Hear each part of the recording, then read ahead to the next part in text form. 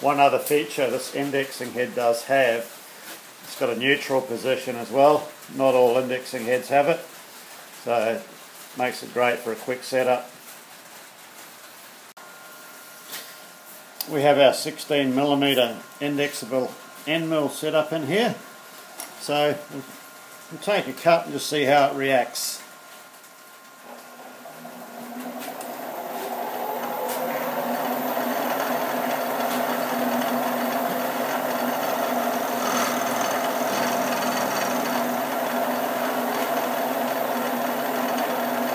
So I'm just going to zero my knee and we'll come up 2mm.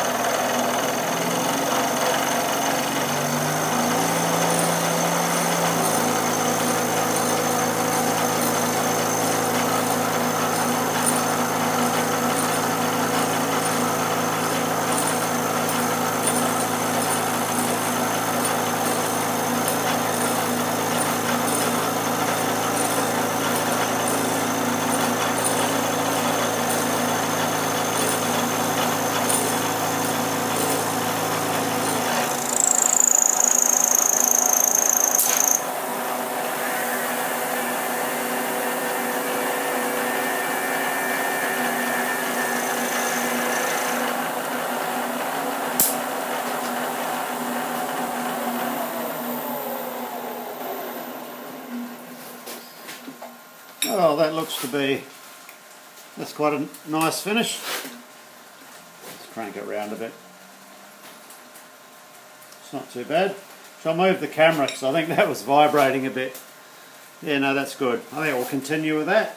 So that was 2mm depth cut, and that was running on 1700 RPM. I think the feed was about 225mm per minute. So yeah, we'll continue on with this. We'll get you set up in a different spot. Okay, so because we're only doing 4 sides, 40:1 indexing head, so it's just a basic 10 turns.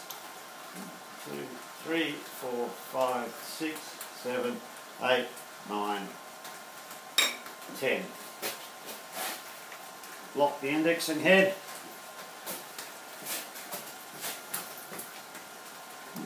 Yeah, it looks to be in the right spot. We'll go again.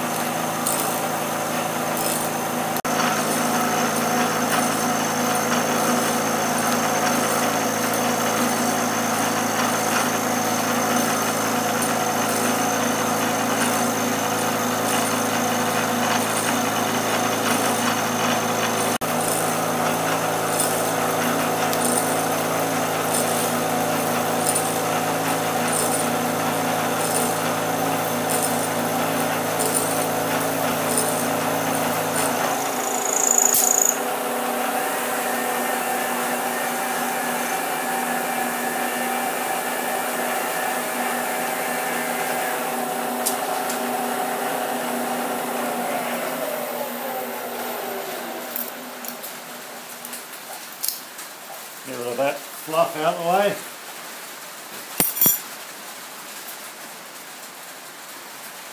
So we're going to go to 1/2 inch.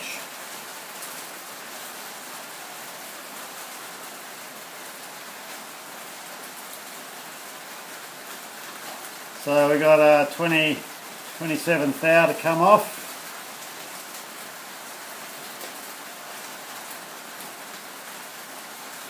$25 thou. $25 thou.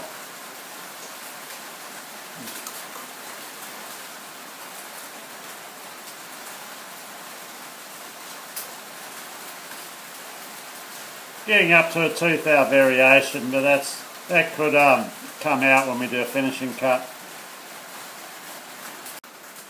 Okay, that's our variation explained. We were on the 2mm mark there, but as you see it's dropped off 0.4mm, so I must have inadvertently bumped the handle. So that's our discrepancy from one side to the other on our part that we just measured. I was thinking it could have been because we were doing a roughing cut, but let's say that's what it was there. Okay, so I'll reset this, and we've got to come up. How far? Fuck, forgot. So I'll reset our knee dial, and we've got to come up 0.38mm, so 0.1, 0.2, 0.3, 2, 4, 6, 8. There's 0.38 there. So I'm going to reset this again, back to 0, and away we go again.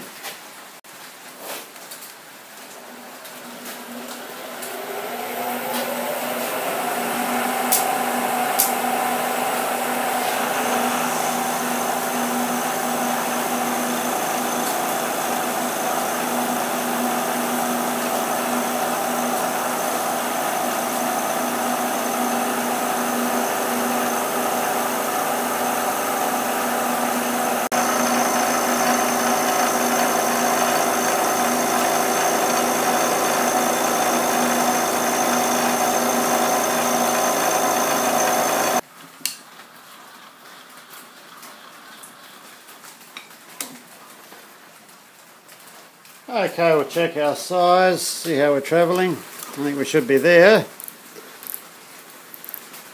Okay, up here we are about 1/2 thou under. About 1 thou under there. And up the other end we are about 1/2 thou under, so that's like 1/4 thou dish that way. We'll come around the other way, and we're right on it there.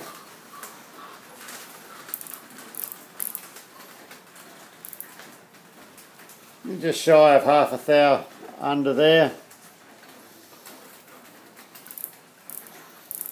Smack on it there. That's not too bad for an old milling machine, old dividing head. We'll let that one go. And also there's no deburring required on this. No, not a sharp edge on it. Beautiful.